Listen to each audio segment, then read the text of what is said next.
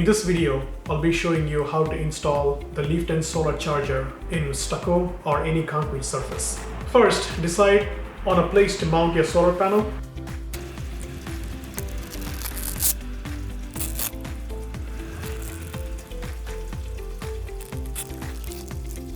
Next, place the drill template.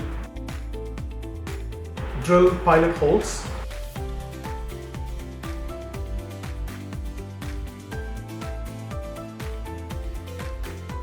Gently drive the plastic anchors into the pilot hole. Install solar panel base with screws.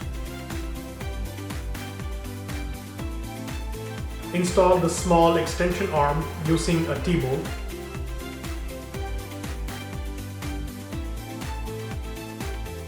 Connect the magnetic cable to your Arlo camera.